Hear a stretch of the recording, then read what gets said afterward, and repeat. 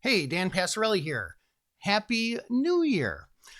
Let's talk about building wealth with options for 2025.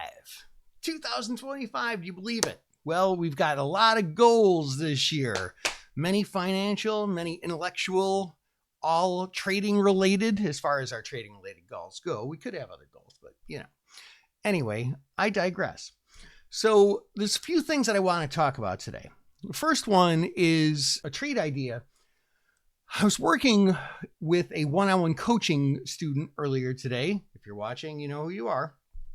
And we looked at briefly at Credit Spread Genius, our credit spread scanner. And there was an interesting trade in Palantir. It was a put credit spread. And we looked at it, and it was a pretty good trade. But my student pointed out that maybe there's another way to trade it, which I love. How many times have I said always look for 3 different ways to trade the same trade and pick the best one, right? And so that's what we did together.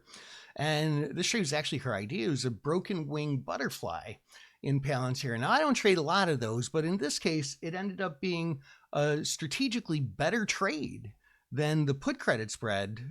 And I liked it. And I ended up just putting it on right there in our one-on-one coaching session. We did it together.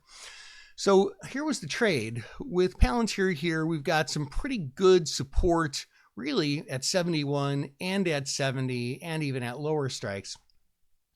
And the trade that I did, and my student did, was to buy the 68 puts, sell 2 of the 70 puts, and buy 1 of the 71 puts. So this is a broken wing butterfly because they're not balanced. $2 between one strike and $1 between the other strike.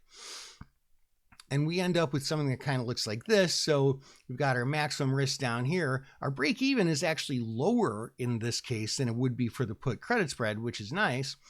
If it works out, best case scenario, we could actually make a lot more. And if it goes up a lot, we still have a pretty decent trade on as well.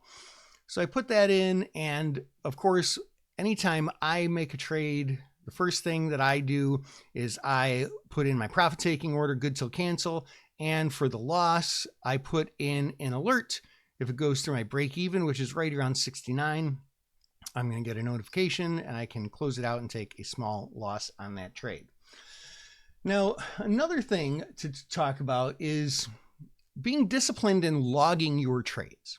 So I just took our spreadsheet, I took the template and I saved it for 2025 and I put in this trade and I put in all the necessary criteria, which kind of makes me basically double check myself. Did I look at all the things I need to look at? My theta, my delta, my vega, everything, my dollar deltas, my volatility edge, what price I am looking to take the profit. I haven't finished filling this one in just yet now that I think about it.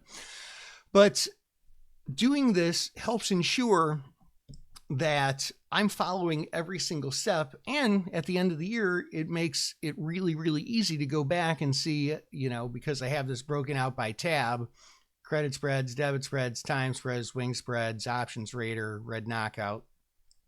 How did I do on each of these spreads? Which one am I outperforming on? That's the one I want to do more trades. Which one am I underperforming on? That's the one where I either want to do things a little bit differently or just stop trading it altogether. So, lots to talk about, lots of tips, but this is a great way to kick off 2025 with a little bit of discipline, a little bit of organization, and a plan to get better at your own trading. Hope that helps. This is Dan Passarelli, Trade Smart.